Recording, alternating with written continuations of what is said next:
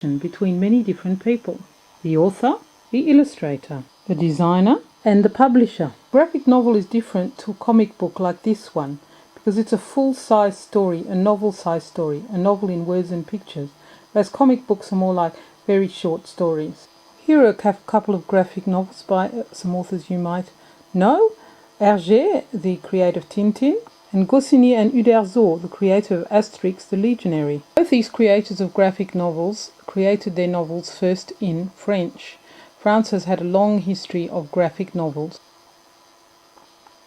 I'm from a French background myself, and the Tintin books were some of my favorite reading material as a child, and I really wanted to create my own, to create that same sense of fun and adventure. The main characters of The Secret Army, Otis Falcon, Andromeda Frost, and Nicky Flamel, came to me one day when I was just sitting in the train on my way home, a long train trip, and suddenly there they were, fully developed in my head.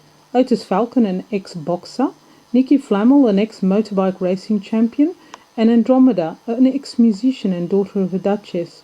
All of them have had accidents, and in all of them these accidents have triggered psychic powers. They wake from the accident, from their coma, to find themselves in a place called Archangel Island, which is a place which trains young psychics to fight evil psychics who were being trained by the Nazis.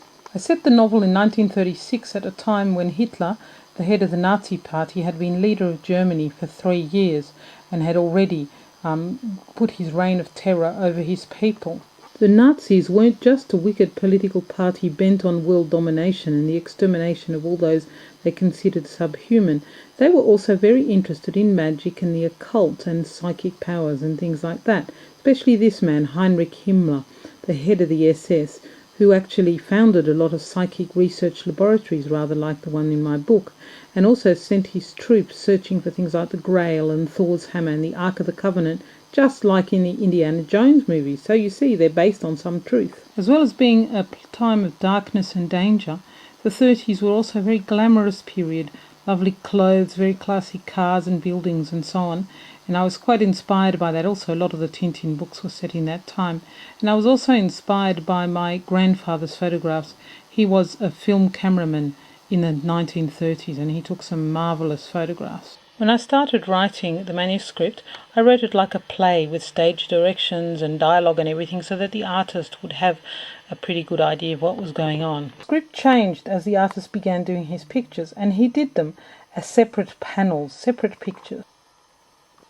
What I had to do was to fit each picture to the text. It wasn't always easy. We had all the pictures, had to start work fitting everything together, and that's when we ran into a certain amount of trouble. This is where the designer comes in, and this is why the designer is so very important. As you can see in this picture, the dialogue makes the picture look terribly busy, very hard to read. I had originally intended that the text would be mainly dialogue, but I soon realised that wasn't possible. So we started experimenting with narrative boxes. With narrative boxes, you're getting both the story and also the dialogue together, and no speech bubbles. Or else you can have a combination. We also had things like this, where you had mock-ups of newspaper articles, which gave you a little bit more information. Sometimes the pages were mostly picture, sometimes mostly text. We had some pretty anxious moments, but in the end it turned out really well. The designer also had to do things like fit the pictures on the page, change the things like the light and shadow.